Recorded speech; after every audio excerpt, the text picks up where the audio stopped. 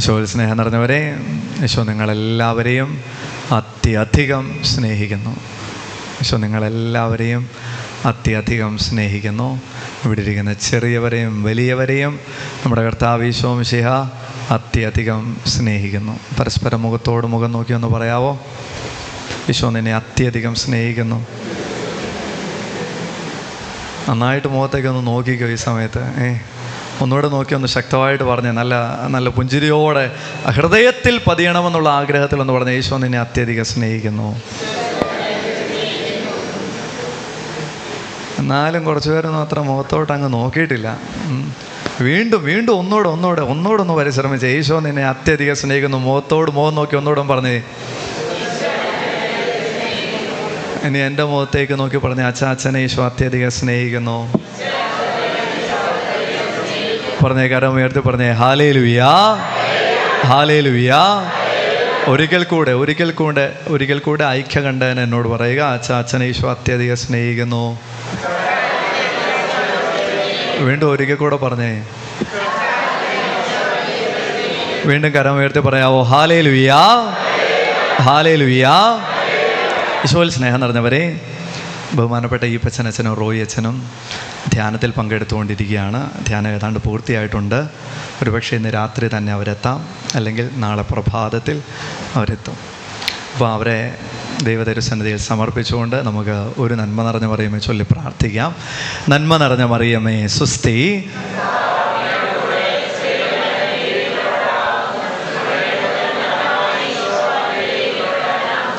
പരിശുദ്ധ മറിയമേ തമ്പുരാൻ്റെ അമ്മേ,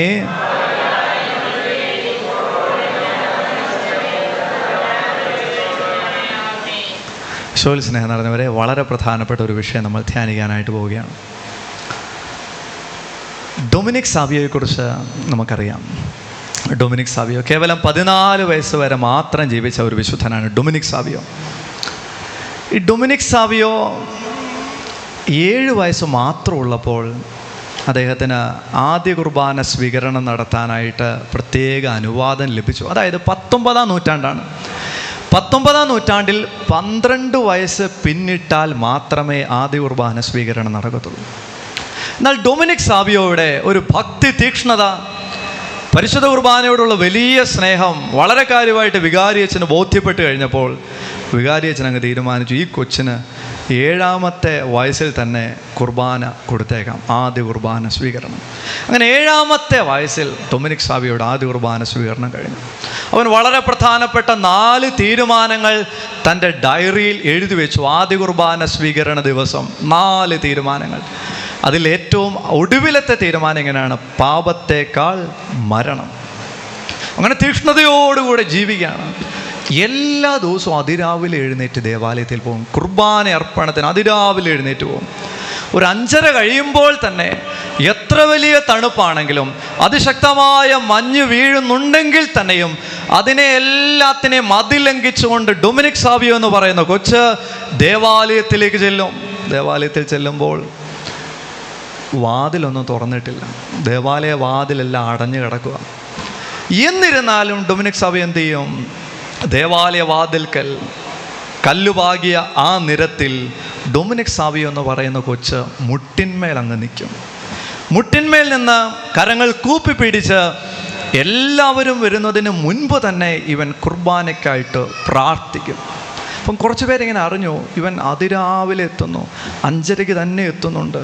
ഇവൻ വന്നിട്ട് ദേവാലയത്തിൻ്റെ ഫ്രണ്ടിൽ പള്ളിയുടെ വാതിലൊന്നും തുറക്കാത്ത ആ സ്ഥിതിയിൽ ഇവൻ മുട്ടിന്മേൽ നിന്ന് കരങ്ങൾ കൂപ്പിപ്പിടിച്ച് ഭയങ്കരമായിട്ട് പ്രാർത്ഥിക്കുന്ന കാര്യം അറിഞ്ഞു കഴിഞ്ഞപ്പോഴത്തേന് ചോദിച്ചു, നീ എന്തിനാണ് ഇങ്ങനെയൊക്കെ ചെയ്യുന്നത്?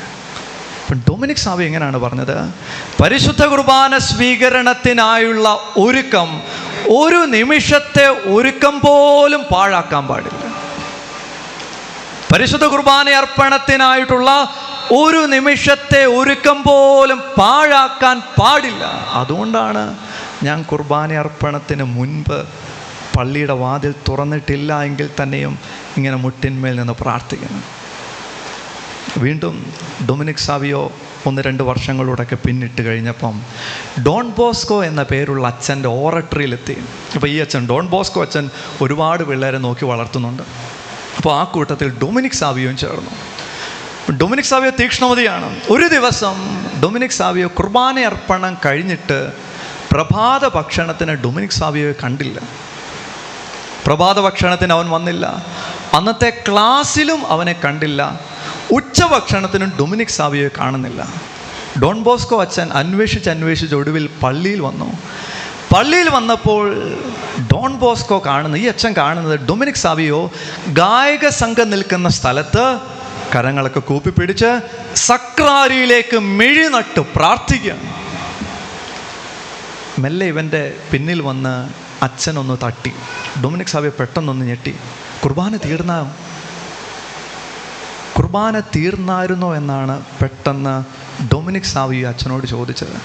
അതായത് കുർബാന തീർന്ന ശേഷം ഏതാണ്ട് 7 മണിക്കൂർ ഒരേ ഒരു നിൽപ്പാണ് സക്രാരിയിലേക്ക് കണ്ണു നട്ട് ഡൊമിനിക് സാവിയോ. ഈശോയിൽ സ്നേഹം നിറഞ്ഞവരെ, ഡൊമിനിക് സാവിയോ 14-ാമത്തെ വയസ്സിലെത്തി. 14-ാമത്തെ വയസ്സിൽ ട്യൂബർകുലോസിസ്, അതോടൊപ്പം തന്നെ ന്യൂമോണിയയും ബാധിച്ച് മരണത്തോട് മല്ലടിക്കുന്ന സമയം. അവൻ പറഞ്ഞു, എനിക്ക് കുർബാന വേണം, കുർബാന സ്വീകരിക്കണം. ഉടനെ അച്ഛൻ പരിശുദ്ധ കുർബാനയുമായിട്ട് അവൻ്റെ അരികിലെത്തി. അവൻ കുർബാന സ്വീകരിച്ചു. കുർബാന സ്വീകരിച്ച ശേഷം അടുത്ത് നിന്ന അപ്പനോട് ഏറ്റവും ഒടുവിലായിട്ട് ഡൊമിനിക് സാവിയോ പറഞ്ഞ വാക്യം അതിങ്ങനെയാണ്: അപ്പാ, വീടാ, എത്രയോ സുന്ദരമായ കാഴ്ചകളാണ് ഞാനിപ്പോൾ കാണുന്നതെന്നോ. അപ്പാ, വീടാ, എത്രയോ സുന്ദരമായ കാഴ്ചകളാണ് ഞാനിപ്പോൾ കാണുന്നതെന്നോ. ഇത് പറഞ്ഞ ഡൊമിനിക് സാവിയോ മരണത്തെ പുൽകി. ഈശോയിൽ സ്നേഹം നിറഞ്ഞവരെ, മരിച്ച ആ ക്ഷണത്തിൽ തന്നെ സ്വർഗത്തിലേക്ക് സ്വീകരിക്കപ്പെട്ട പുണ്യവാളനാണ് വിശുദ്ധ ഡൊമിനിക് സാവിയോ. 14 വയസ്സ് മാത്രമുള്ള കൊച്ചു വിശുദ്ധൻ. അതായത് സ്വർഗത്തിലേക്കുള്ള പാതയിൽ വളരെ പെട്ടെന്ന് തന്നെ നമ്മുടെ യാത്ര സുഖകരമാക്കുന്ന ഒരു ഭോജനമാണ്, അപ്പമാണ് പരിശുദ്ധ കുർബാന സ്വീകരണം, പരിശുദ്ധ കുർബാന. ഇതറിഞ്ഞുകൊണ്ടാണ് വിശുദ്ധനായ കാർലോ അക്യുട്ടിസ് ഇങ്ങനെ പറഞ്ഞത്: സ്വർഗത്തിലേക്കുള്ള എൻ്റെ ഹൈവേ ആണ് പരിശുദ്ധ കുർബാന. സ്വർഗത്തിലേക്കുള്ള ഹൈവേ നമുക്കറിയാം. അതായത് മറ്റ് വഴികളും ഹൈവേയും തമ്മിലുള്ള വ്യത്യാസം. മറ്റ് വഴിയിൽ കഷ്ടി ഒരു 50-60 കിലോമീറ്റർ പെർ സ്പീഡിലെ അല്ലെ ആ ഒരു രീതിയിലേ പോകാൻ പറ്റുന്നുള്ളൂ എങ്കിൽ ഒരു ഹൈവേയിലാണെങ്കിൽ വളരെ ഈസിയായിട്ട് 80-നും 90-നും 100-നും മേളിൽ നമുക്ക് പോകാൻ പറ്റും. അതായത് കുർബാന സ്വീകരിച്ചുള്ള യാത്രയാണെങ്കിൽ, പരിശുദ്ധ കുർബാനയോടൊപ്പമുള്ള ജീവിതമാണെങ്കിൽ മരണശേഷം സ്വർഗം ഉറപ്പാണ്. അതുകൊണ്ടാണ് വിശുദ്ധ യോഹന്നാൻ അറിയിച്ച സുവിശേഷത്തിൻ്റെ 6-ാമത്തെ അധ്യായം, ബൈബിൾ തുറക്കാം, 6-ാമത്തെ അധ്യായത്തിൻ്റെ 54-ാമത്തെ വാക്യത്തിൽ ഈശോ പറഞ്ഞു: എൻ്റെ ശരീരം ഭക്ഷിക്കുകയും എൻ്റെ രക്തം പാനം ചെയ്യുകയും ചെയ്യുന്നവന് നിത്യജീവനുണ്ട്. ഇറ്റ്സ് എ പ്രോമിസ്, വാഗ്ദാനമാണ്. എൻ്റെ ശരീരം ഭക്ഷിക്കുകയും എൻ്റെ രക്തം പാനം ചെയ്യുകയും ചെയ്യുന്നവന് നിത്യജീവനുണ്ട്. ഈശോയിൽ സ്നേഹം നിറഞ്ഞവരെ, എന്നാൽ ശ്രദ്ധിക്കാവോ, വളരെ കാര്യമായിട്ട് ശ്രദ്ധിക്കാവോ, പലപ്പോഴും നമ്മുടെ സ്വർഗപ്രാപ്തിയെ തടസ്സപ്പെടുത്തുന്നത് എന്ത് എന്ന് ചോദിച്ചാൽ നമ്മുടെ പാപത്തിൻ്റെ കടങ്ങളാണ്. നമ്മുടെ സ്വർഗപ്രാപ്തിയെ തടസ്സപ്പെടുത്തുന്നത് എന്ത് എന്ന് ചോദിച്ചാൽ പാപത്തിൻ്റെ കടങ്ങളാണ്. ശുദ്ധീകരണ സ്ഥലത്തിൽ എന്തുകൊണ്ട് അനേകം പേർ സങ്കടം അനുഭവിക്കേണ്ടി വരുന്നു എന്ന് ചോദിച്ചാൽ കടം കിടക്കുന്നത് കൊണ്ടാണ്. കടം, പാപത്തിൻ്റെ കടം കിടക്കുന്നു. എന്താണ് പാപത്തിൻ്റെ കടം? പാപത്തിൻ്റെ കടം എന്ത് എന്ന് ചോദിച്ചാൽ ഒരു ലളിതമായ ഉദാഹരണത്തിലൂടെ പറയാൻ പറ്റും. ഒരുപാട് നാളുകൾക്ക് മുമ്പ് ഞാൻ ഈ ഉദാഹരണം ഇവിടെ പറഞ്ഞിട്ടുള്ളതാണ്. എന്നാലും ഒന്ന് ശ്രദ്ധിക്കുക. ഈ ഗ്ലാസ്സിനകത്ത് വെള്ളം തീർന്നു എന്ന് വിചാരിക്കുക. ഉടനെ ഈ കൊച്ച്, മുൻപന്തിയിലിരിക്കുന്ന ഈ കൊച്ച് ഇപ്പം കണ്ടു അച്ഛൻ്റെ ഗ്ലാസ്സിലെ വെള്ളം തീർന്നു. അപ്പോൾ അവൻ അത് എടുത്തുകൊണ്ട് പോയി, വെള്ളം നിറയ്ക്കാനുള്ള വലിയ ആഗ്രഹത്തോടെ എടുത്തുകൊണ്ട് പോയി. പക്ഷെ നിർഭാഗ്യവശാൽ അവൻ്റെ കയ്യിൽ നിന്ന് ഗ്ലാസ് വീണങ്ങ് പൊട്ടി. അവന് വളരെ സങ്കടമായി. കണ്ട് ഇത് പറഞ്ഞപ്പം തന്നെ അവൻ്റെ മുഖം വാടി. അയ്യോ, എൻ്റെ കയ്യിൽ നിന്ന് ഗ്ലാസ് വീണ് പൊട്ടിയോ എന്ന് അവന് സങ്കടമായി. അവന് സങ്കടമായപ്പോഴത്തേന് അവൻ അച്ഛനെയും കണ്ടു, അച്ഛനും കണ്ടു അവൻ്റെ കയ്യിൽ നിന്ന് ഗ്ലാസ് പോയത്. അവൻ ഓടിച്ചെന്ന് അച്ഛനോട് പറഞ്ഞു, അച്ഛാ എൻ്റെ കയ്യിൽ നിന്ന് ഗ്ലാസ് വീണ് പൊട്ടി. അച്ഛൻ പറഞ്ഞു, സാരമില്ല കേട്ടോ, സാരമില്ല, വേറെ ഗ്ലാസ് നമുക്ക് മേടിക്കാം. അപ്പോൾ അച്ഛൻ ആ തെറ്റങ്ങ് ക്ഷമിച്ചു. എന്നിരുന്നാലും പൊട്ടിയ ഗ്ലാസ് നേരെയായോ?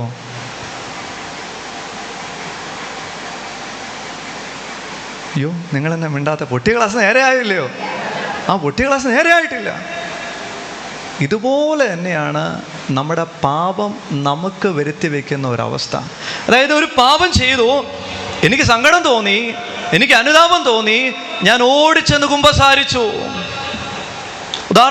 വേറൊരു ഉദാഹരണം പറഞ്ഞാൽ, ഒരമ്മ മകനെ ഭയങ്കരമായിട്ട് അങ്ങ് ശകാരിച്ചു. ചെയ്യേണ്ട ജോലി അവൻ ചെയ്തില്ല, ഭയങ്കരമായിട്ട് അങ്ങ് ശകാരിച്ചു. നീ ഇങ്ങനെ പോയാൽ എങ്ങനെ ഗുണം പിടിക്കും? ഇല്ലെങ്കിൽ നിനക്ക് ഒരു കാര്യത്തിലും തീരുമാനമില്ലല്ലോ. ഈ രീതിയിൽ അമ്മ അങ്ങ് പറഞ്ഞു. അമ്മയ്ക്ക് മനസ്സിലായി, വാക്ക് വിട്ടുപോയി, നാവിൽ നിന്ന് അങ്ങ് വിട്ടുപോയി. അമ്മയ്ക്ക് സങ്കടമായി. പിറ്റേന്ന് രാവിലെ കുർബാനയ്ക്ക് പോയപ്പം അമ്മ ഈ സങ്കടം കുമ്പസാരക്കൂട്ടിൽ അങ്ങ് ഇറക്കി വെച്ചു. ഈ പാപം കുമ്പസാരക്കൂട്ടിൽ അങ്ങ് ഏറ്റു പറഞ്ഞു. കാരുണ്യവാനായ കർത്താവ് ആ പാപം അങ്ങ് ക്ഷമിച്ചു. എന്നിരുന്നാലും ശ്രദ്ധിക്കാവോ, ആ കൊച്ചിൻ്റെ ഉള്ളിൽ വന്നു ഭവിച്ച മുറിവ് അത് പരിഹരിക്കപ്പെട്ടോ? ഇല്ല. ഒരിക്കലും ഒരു 32 വയസ്സുകാരൻ എന്നോട് പറഞ്ഞു, അച്ഛാ ഞാൻ ഏത് കാര്യം ചെയ്യാൻ പോയാലും ചെറുപ്പത്തിൽ എൻ്റെ അമ്മ എന്നോട് പറഞ്ഞ പ്രയോഗമാണ് എൻ്റെ മനസ്സിലേക്ക് വരുന്നത്, അല്ലെങ്കിലും നിനക്കൊരു കാര്യത്തിലും തീരുമാനമില്ലല്ലോ. അപ്പോൾ നമ്മൾ അനുതാപത്തോടുകൂടെ കുമ്പസാരിച്ചാലും എൻ്റെ പാപം ക്ഷമിക്കപ്പെടുന്നു. പക്ഷേ എൻ്റെ പാപം ഉണ്ടാക്കി വെച്ചിട്ടുള്ള ആ വ്രണം, ആ മുറിവ്, അതിനെയാണ് കടം എന്ന് പറയുന്നത്. കടം, അതായത് ഏത് പാപവും ഏത് പാപത്തിൻ്റെ പരിണിത ഫലമായിട്ടും അനുഭവപ്പെടുന്ന വേദനയാണ് കടം. കത്തോലിക്ക സഭയുടെ മതബോധന ഗ്രന്ഥം 1472 സഭ പഠിപ്പിക്കും, ഓരോ പാപവും സൃഷ്ടികളോടുള്ള അനാരോഗ്യകരമായ ബന്ധം ഉൾക്കൊള്ളുന്നതാണ്. ഓരോ പാപവും സൃഷ്ടികളോടുള്ള അനാരോഗ്യകരമായ ബന്ധം ഉൾക്കൊള്ളുന്നതാണ്. നമ്മൾ മറ്റുള്ള ഒരു വ്യക്തിക്കെതിരായിട്ട് തൊടുത്തുവിടുന്ന ഒരു പ്രയോഗം, അത് കുമ്പസാരക്കൂട്ടിൽ ഏറ്റുപറയുമ്പോൾ കാരുണ്യവാനായ കർത്താവ് അത് പരിപൂർണമായിട്ടും ക്ഷമിക്കുന്നെങ്കിൽ തന്നെയും ആ വ്യക്തിക്ക് ഏറ്റ മുറിവ് അതങ്ങ് മായ്ക്കപ്പെടാതെ നിൽക്കുകയാണ്. ഈശോയിൽ സ്നേഹം നിറഞ്ഞവരെ, ഇതാണ് കടം എന്ന് പറയുന്നത്. ഇതിനെക്കുറിച്ച് ഈശോ മിശിഹ വളരെ വളരെ ശ്രദ്ധാലുവായിരുന്നു. അതുകൊണ്ട് ഒന്ന് ശ്രദ്ധിച്ചു നോക്കുക. വിശുദ്ധ മത്തായി അറിയിച്ച സുവിശേഷം തുറക്കുക. വിശുദ്ധ മത്തായി അറിയിച്ച സുവിശേഷം 6-ാം അധ്യായത്തിൻ്റെ 12-ാമത്തെ വാക്യം ഈശോ പ്രാർത്ഥിക്കാനായിട്ട് പഠിപ്പിക്കുന്നു. സ്വർഗസ്ഥനായ ഞങ്ങളുടെ പിതാവേ എന്നുള്ള പ്രാർത്ഥന ഈശോ പഠിപ്പിക്കുകയാണ്. അപ്പം ഈ പ്രാർത്ഥനയിൽ ഈശോ അതിസുന്ദരമായിട്ട് ഈ വാക്ക് പ്ലേസ് ചെയ്തിട്ടുണ്ട്. 6-ാം അധ്യായത്തിൻ്റെ 12-ാമത്തെ വാക്യം, ഞങ്ങളുടെ കടക്കാരോട് ഞങ്ങൾ ക്ഷമിക്കുന്നത് പോലെ ഞങ്ങളുടെ കടങ്ങൾ ഞങ്ങളോട് ക്ഷമിക്കണം. ഈശോ അവെയറായിരുന്നു, ഈശോ ബോധവാനായിരുന്നു. കടം കിടന്നാൽ നിത്യജീവന് തടസ്സമാണ്. കടം കിടന്നാൽ ഒരു കാരണവശാലും സ്വർഗത്തിൽ ഞാൻ എത്തിച്ചേരില്ല. കടം ഞാൻ വീട്ടിൽ തീർക്കണം. ഞാൻ ചെയ്യുന്ന ഏത് പാപത്തിനും ഒരു കടം വന്ന് വീഴുന്നുണ്ട്. പറയാവോ? കരമുയർത്തി പറയാവോ? ഹല്ലേലൂയാ. സ്വരമുയർത്തി പറയാവോ? ഹല്ലേലൂയാ, ഹല്ലേലൂയാ.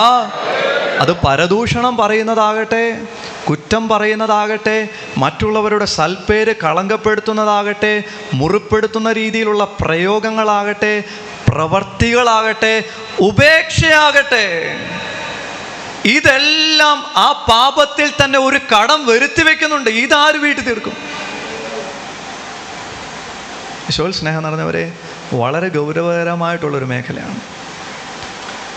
ഈ ലോകത്ത് വെച്ചോ അതല്ല എങ്കിൽ ശുദ്ധീകരണ സ്ഥലത്ത് വെച്ചോ ഉറപ്പായിട്ടും വീട്ടിൽ തീർത്താൽ മാത്രമേ സ്വർഗീയ പ്രവേശനമുള്ളൂ.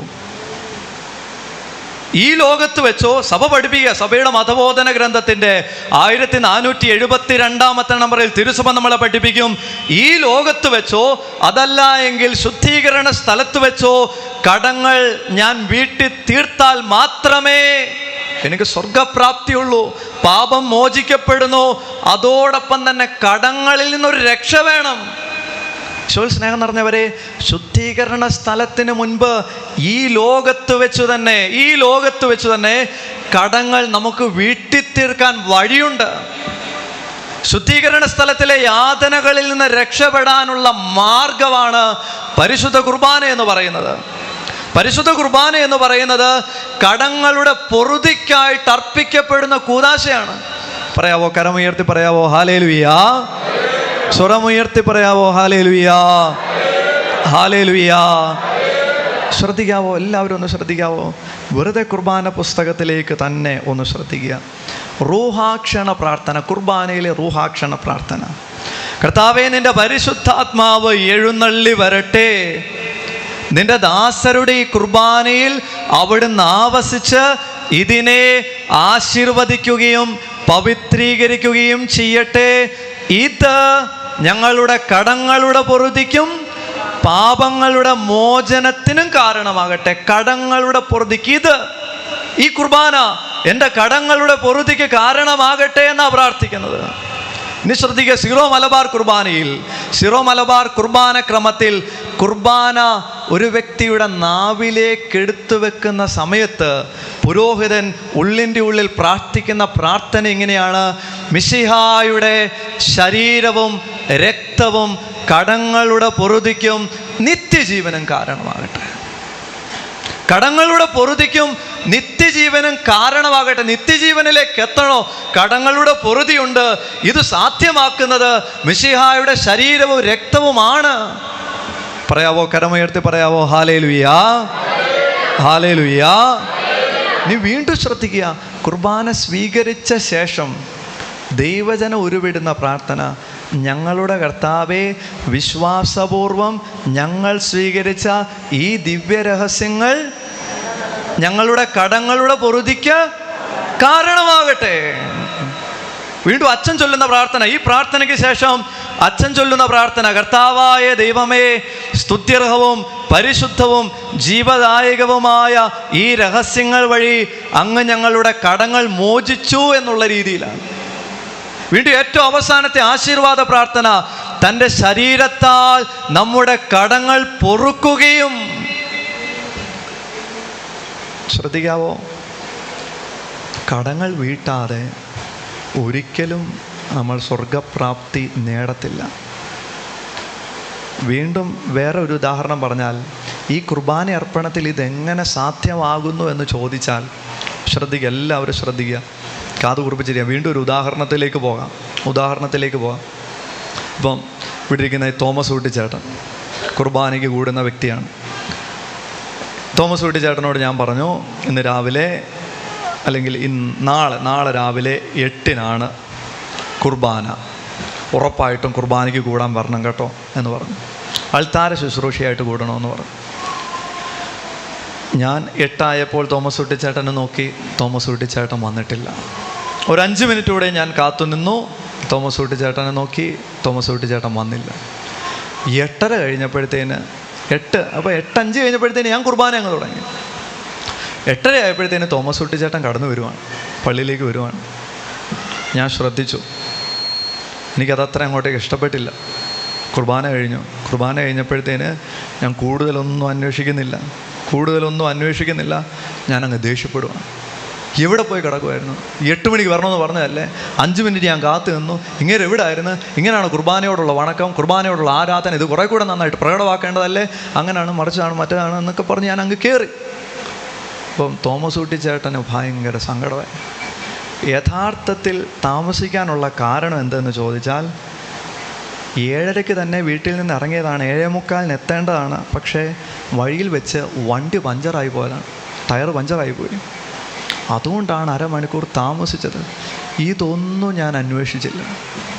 ഞാനിതൊന്നും അന്വേഷിച്ചില്ല. ഇതൊന്നും അന്വേഷിക്കാതെ ഞാൻ നന്നായിട്ട് അങ്ങ് ദേഷ്യപ്പെട്ടു. ഇദ്ദേഹത്തിൻ്റെ കണ്ണുകളിൽ നിന്ന് കണ്ണുനീർ തുള്ളി ഓരോന്നോരോന്ന് വിധ മെല്ലെ വരാൻ തുടങ്ങി. ഞാനത് കാണുന്നില്ല. ഇദ്ദേഹം അങ്ങ് മാറിയപ്പോഴാണ് ഇദ്ദേഹത്തിൻ്റെ കണ്ണുകളിൽ നിന്ന് കണ്ണുനീർ തുള്ളികൾ വീഴുന്നത്. സ്വാഭാവികമായിട്ടും ഈ കണ്ണുനീർ തുള്ളി ആര് കാണും? ഞാൻ കണ്ടില്ലേലും ആര് കാണും?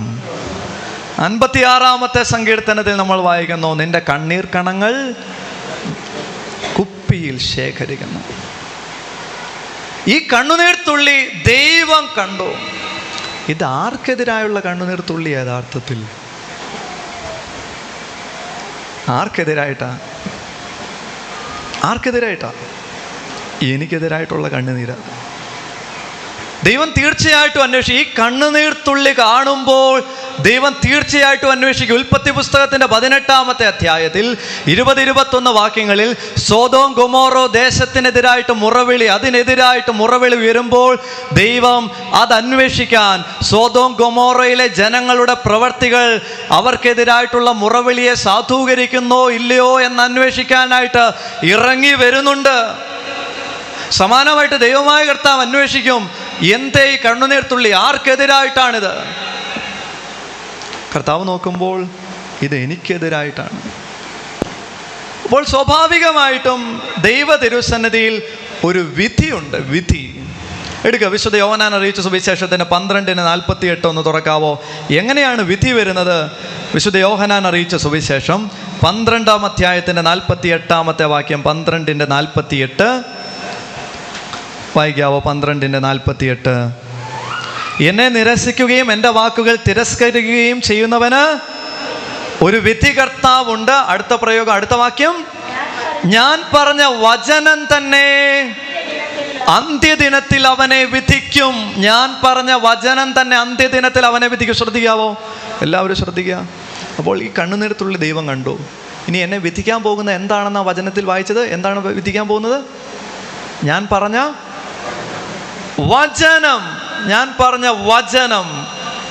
പറഞ്ഞ വചനം. ഈശോ പറയുകയാണ്, വചനമാണ് വിധിക്കാൻ പോകുന്നത്.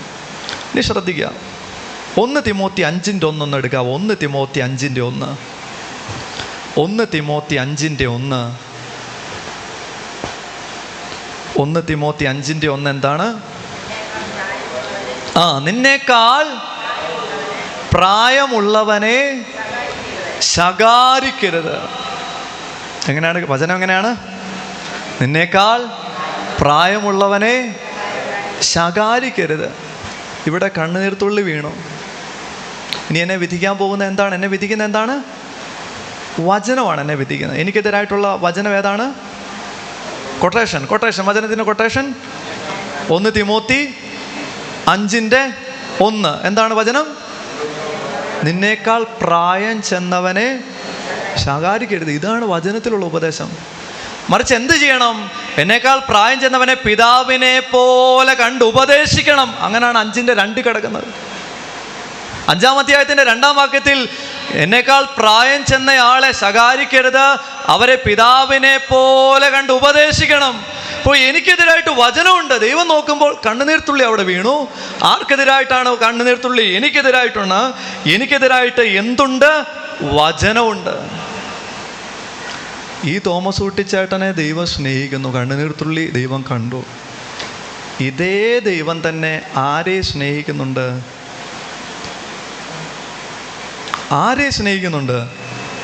എന്നെ സ്നേഹിക്കുന്നുണ്ടെന്നേ. ഇതേ ദൈവം ഇദ്ദേഹത്തിൻ്റെ കണ്ണുനീർ തുള്ളിക്ക് തീർച്ചയായിട്ടും തക്കതായ മറുപടി വേണമെന്ന് ആഗ്രഹിക്കുന്ന അതേ ദൈവം എന്നെയും അത്യധികം സ്നേഹിക്കുന്നു. പറയാവോ? കരമുയർത്തി പറയാവോ? ഹല്ലേലൂയാ, ഹല്ലേലൂയാ. എനിക്കിത് വലിയ സങ്കടമായി പോയി. ഞാനിത് അറിഞ്ഞു. പക്ഷേ എനിക്ക് പിന്നീട് ഒരു ചിന്ത തോന്നി, വേണ്ട, ദേഷ്യപ്പെടണ്ടായിരുന്നു. എനിക്ക് പിന്നീടൊരു ചിന്ത തോന്നി.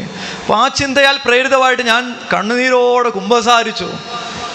അപ്പം ഞാൻ ദേഷ്യപ്പെട്ടതിൻ്റേതായിട്ടുള്ള പാപം അതങ്ങ് മാഞ്ഞു. എന്നാലും ഇദ്ദേഹത്തിൻ്റെ കണ്ണുനീരിന് പരിഹാരമായോ? ഇദ്ദേഹത്തിൻ്റെ വേദനയ്ക്ക് പരിഹാരമായോ? ഇല്ല. അതെനിക്ക് കടമായിട്ട് കിടക്കുകയാണ്. ഇതെനിക്ക് വീട്ടാൻ പറ്റുമോ?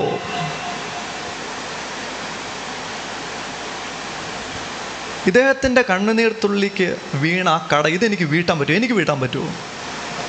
എടുത്തു വായിക്കുക. സങ്കീർത്തന പുസ്തകം 49-ാമത്തെ അധ്യായം. 49-ാമത്തെ അധ്യായം. സങ്കീർത്തന പുസ്തകം 49-ാമത്തെ അധ്യായം. ശ്രദ്ധിച്ചിരിക്കണം, എല്ലാവരും ശ്രദ്ധിച്ചിരിക്കണം. 49-ന്റെ 6-ാമത്തെ വാക്യം ഒന്ന് വായിക്കാവോ? 7-ാമത്തെ വാക്യം. തന്നെ തന്നെ വീണ്ടെടുക്കാനോ സ്വന്തം ജീവന്റെ വില ദൈവത്തിന് കൊടുക്കാനോ ആർക്കും കഴിയില്ല. അപ്പോൾ യഥാർത്ഥത്തിൽ ഇവിടെ വന്നിട്ടുള്ള ഈ കുറവ് അദ്ദേഹത്തിൻ്റെ കണ്ണുനീർ തുള്ളിക്ക് പരിഹാരം എനിക്ക് പറ്റില്ലെന്ന്.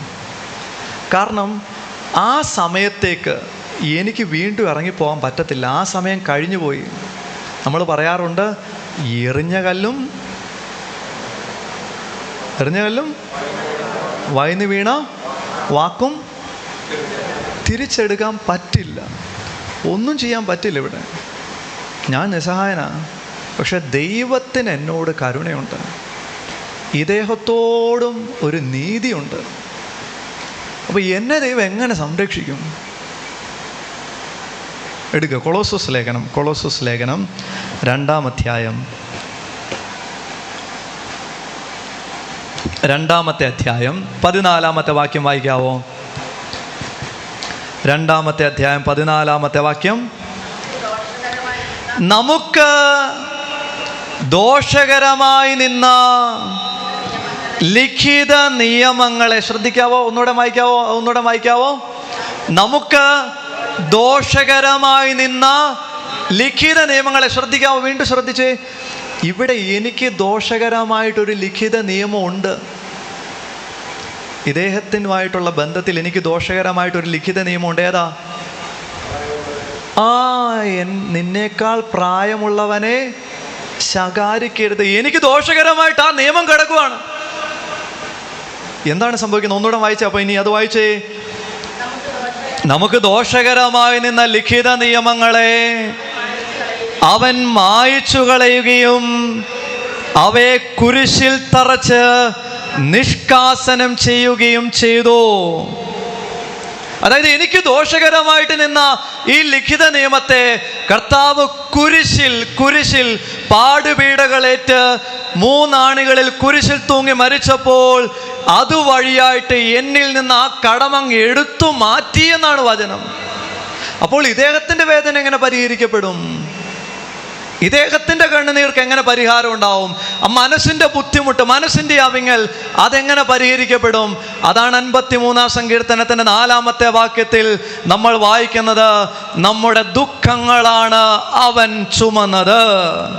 അതായത് തോമസ് ഊട്ടിച്ചേട്ടൻ അനുഭവപ്പെട്ട ദുഃഖം ഞാൻ പറഞ്ഞപ്പോൾ ഇദ്ദേഹത്തിന് അനുഭവപ്പെട്ട ദുഃഖവും അതേ തുടർന്നുണ്ടായ കണ്ണുനീരും ആര് കുരിശിലേറ്റെടുത്തു? ആര് കുരിശിലേറ്റെടുത്തിട്ടുണ്ട്? ഈശോ ഏറ്റെടുത്തിട്ടുണ്ട്. പറയാവോ? കരമുയർത്തി പറയാവോ? Hallelujah, hallelujah, hallelujah. ഈശോയിൽ സ്നേഹം നിറഞ്ഞവരെ, ഓരോ പരിശുദ്ധ കുർബാന അർപ്പണത്തിലൂടെയും വന്നു ഭവിച്ച, അതായത് എനിക്ക് എൻ്റെ ജീവിത വഴിത്താരയിൽ വന്നു ഭവിച്ച കടങ്ങളെല്ലാം കുരിശിലെ ബലിയർപ്പണത്തിൻ്റെ യോഗ്യതയിൽ വീട്ടപ്പെടുന്നുണ്ട്. പൂർണ്ണമായിട്ടും വീട്ടപ്പെടുന്ന ഒരു പ്രക്രിയ കുർബാന അർപ്പണത്തിൽ കർത്താവിൻ്റെ തിരുശരീരവും തിരുരക്തവും സ്വീകരിക്കുമ്പോൾ സംഭവിക്കുന്നുണ്ട്. ഇനി ഒന്ന് ശ്രദ്ധിക്കാവോ? വീണ്ടും ശ്രദ്ധിക്കണം, നന്നായിട്ട് ശ്രദ്ധിക്കണം. രാത്രിയുടെ യാമത്തിൽ ഇച്ചിരി ശ്രദ്ധിച്ചിരിക്കേണ്ട ഒരു പ്രയോഗമാണ് ഇനി നടത്താൻ പോകുന്നത്. രാത്രിയുടെ യാമത്തിൽ ശ്രദ്ധിച്ചിരുന്നാൽ മാത്രം പിടികിട്ടുന്ന പ്രയോഗം. ശ്രദ്ധിച്ചേ. കൊളോസോസ് ലേഖനത്തിൻ്റെ 2-14 ഇപ്പം വായിച്ചത്. നമുക്ക് ദോഷകരമായി നിന്ന ലിഖിത നിയമങ്ങളെ എന്നാണ് കൊടുത്തിരിക്കുന്നത്. എന്താണ് നമുക്ക് ദോഷകരമായി നിന്ന ലിഖിത നിയമം? ഞാൻ ചോദിക്കട്ടെ, പുതിയ നിയമം ഏത് ഭാഷയിലാണ് എഴുതപ്പെട്ടത്? ഏത് ഭാഷയിൽ എഴുതപ്പെട്ടത്? ഗ്രീക്ക് ഭാഷയിലാണ്. പൗലോസ്ലിയാണ് കൊളോസോസിലെ സഭയ്ക്ക് എഴുതി ഈ കത്ത് എഴുതിയത്. അപ്പം കൊളോസോസിലെ സഭയ്ക്ക് എഴുതി ഈ കത്ത് ഏത് ഭാഷയിലാണ് എഴുതപ്പെട്ടത്? ഗ്രീക്ക് ഭാഷയിലാണ്. ലിഖിത നിയമങ്ങൾ എന്ന് കിടക്കുന്നിടത്ത് പൗലോസ് ശ്ലീഹ ഗ്രീക്കിൽ അന്ന് ഉപയോഗിച്ച പദം ഏതാന്ന് ചോദിച്ചാൽ ശ്രദ്ധിക്കുക. അന്ന് പൗലോസ് ശ്ലീഹ ഉപയോഗിച്ച പദം കൈറോഗ്രാഫൺ എന്നുള്ളൊരു പദമാണ്. കൈറോഗ്രാഫൺ. എന്താണ് ഈ കൈറോഗ്രാഫൺ എന്ന് ചോദിച്ചാൽ ശ്രദ്ധിക്കണം. 1-ാം നൂറ്റാണ്ടിൽ റോമൻ സാമ്രാജ്യത്തിൽ കടമിടപാടുകളുമായിട്ട് ബന്ധപ്പെട്ട് ഉപയോഗിച്ചിരുന്നൊരു പദമാണ് കൈറോഗ്രാഫൺ. അതായത് ഇവിടെ ഇരിക്കുന്ന ഈ ചേട്ടനിൽ നിന്ന് ഞാൻ 1000 രൂപ കടം വാങ്ങിയെന്ന് വിചാരിക്കുക. ഞാൻ 1000 രൂപ കടം വാങ്ങി. 1000 രൂപ ഞാൻ കടം വാങ്ങിയാൽ ഞാൻ എന്ത് ചെയ്യണം? ഞാൻ എൻ്റെ കൈപ്പടയിൽ എഴുതണം, ഞാൻ ഈ റെജി ചേട്ടനിൽ നിന്ന് 1000 രൂപ കടം വാങ്ങി, അത് ഇന്ന ദിവസത്തിനുള്ളിൽ ഞാൻ തീർച്ചയായിട്ടും കൊടുക്കും. ഞാൻ എൻ്റെ കൈപ്പടയും കൊണ്ട് എഴുതി ഒപ്പിട്ട് ഇദ്ദേഹത്തിൻ്റെ കയ്യിൽ അത് ഏൽപ്പിക്കണം. അതിന് പറയുന്ന പ്രയോഗമാണ് കൈറോഗ്രാഫൺ, അതായത് കടപ്പത്രം. പൗലോസ് ശ്ലീഹ ഉപയോഗിച്ച പദം ഇവിടെ ഉപയോഗിച്ചത് നമുക്ക് ദോഷകരമായി നിന്ന കൈറോഗ്രാഫൺ. അതായത് എനിക്ക് കടം വന്നുപോയി, ഓരോ പാപത്തിൻ്റെ അനന്തരഫലമായിട്ട് വന്നു ഭവിച്ച കടം. അപ്പോൾ ഈ കടം വീട്ടുന്ന പ്രക്രിയയുണ്ട്. ശ്രദ്ധിക്കാവോ, നന്നായിട്ട് ശ്രദ്ധിക്കണം. ഞാൻ ഇദ്ദേഹത്തിന് പറഞ്ഞ തീയതിയിൽ തന്നെ ആ 1000 രൂപ ഞാൻ കൊടുത്തു. പറഞ്ഞ തീയതിയിൽ തന്നെ ഞാൻ 1000 രൂപ കൊടുത്തു. അടുത്ത് സംഭവിക്കുന്നത് എന്താണെന്നറിയാവോ? അദ്ദേഹത്തിൻ്റെ കയ്യിൽ എൻ്റെ കൈപ്പടയിൽ എഴുതിയ ആ കൈറോഗ്രാഫൺ, ആ കടപ്പത്രം മേടിക്കപ്പെടുകയും അതിനുശേഷം ആ പത്രത്തിൽ, ആ കടപ്പത്രത്തിൽ, 1-ാം നൂറ്റാണ്ടിലെ സംഭവമാണ്, ആ കടപ്പത്രത്തിൽ എന്തെഴുതി വെക്കുമെന്നറിയാവോ? ടെറ്റലെസ്റ്റായി എന്നുള്ള ഗ്രീക്ക് പദം എഴുതി വെക്കും. ടെറ്റലെസ്റ്റായി എന്ന് പറഞ്ഞാൽ ഇവൻ പൂർണ്ണമായിട്ടും ഈ കടം വീട്ടിയിരിക്കുന്നു. മനസ്സിലായോ? ശ്രദ്ധിക്കാവോ? ഈ കടം ഞാൻ 1000 രൂപ ഞാൻ കൊടുത്തു വീട്ടിക്കഴിഞ്ഞാൽ 1-ാം നൂറ്റാണ്ടിൽ സംഭവിക്കുന്നതാണ്. ഉടനെ ആ കടപ്പത്രത്തിൽ എഴുതി വെക്കും, ഔദ്യോഗികമായിട്ട് എഴുതി വെക്കും ടെറ്റലെസ്റ്റായി. അതിൻ്റെ അർത്ഥം ഈ കടം പൂർണ്ണമായിട്ടും വീട്ടിയിരിക്കുന്നു. ഇതിന് ശേഷം എന്ത് സംഭവിക്കുന്ന അറിയാവോ? ഈ കടപ്പത്രം ഒരാണി കൊണ്ട് തറച്ച് പബ്ലിക്കായിട്ട്, പൊതുവായിട്ട് വെക്കും, എല്ലാവർക്കും കാണാൻ. ഇവൻ ഇപ്പോൾ കടക്കാരനല്ല എന്ന് തെളിയിക്കാൻ ആണിന്മേൽ തറച്ചു വെക്കും, ടെറ്റലെസ്റ്റായി എന്നെഴുതിയത്. ഇനി ശ്രദ്ധിച്ച്, നന്നായിട്ട് ശ്രദ്ധിക്കണം. ഈശോ കുരിശിൽ പീഡ സഹിച്ച് മരിച്ചപ്പോൾ ഏറ്റവും അവസാനം ഈശോ പറഞ്ഞ പദം എങ്ങനെയായിരുന്നു? ഈശോയുടെ അവസാനത്തെ വാക്യം എന്തായിരുന്നു? എന്താണ്? എല്ലാം പൂർത്തിയായിരിക്കുന്നു.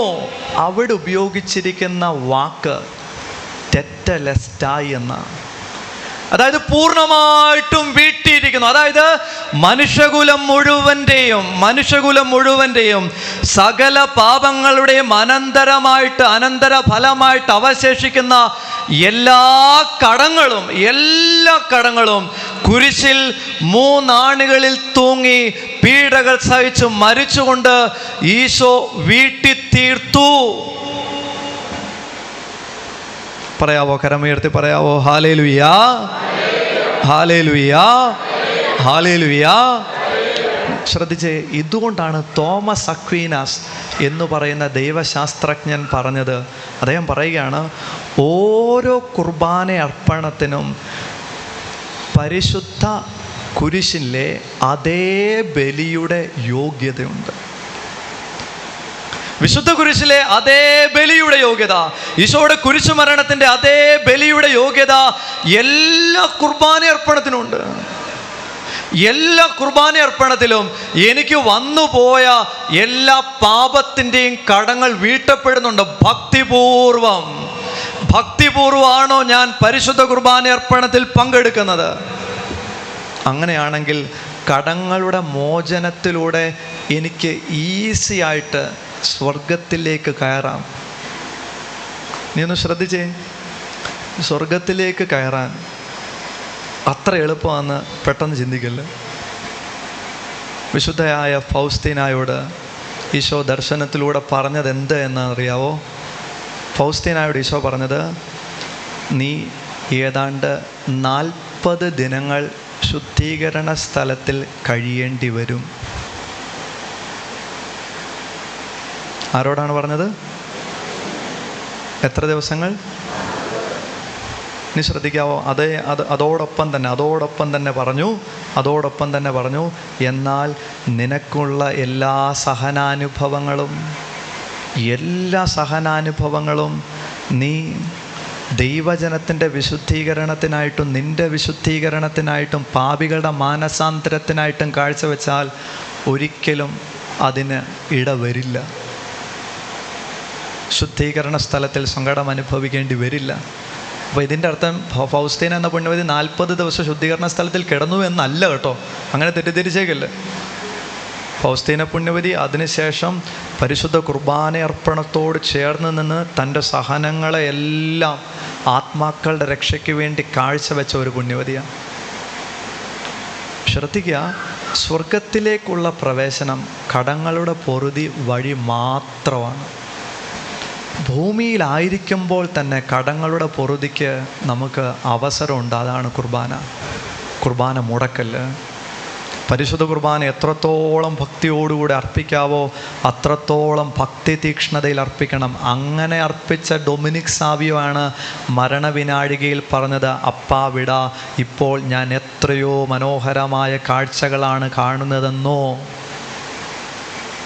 കാരണം അവൻ്റെ ബലിയർപ്പണം അത്രയോ ഒരുക്കത്തോടുകൂടെ ഭക്തി തീക്ഷ്ണതയിലുള്ള ബലിയർപ്പണമായിരുന്നു.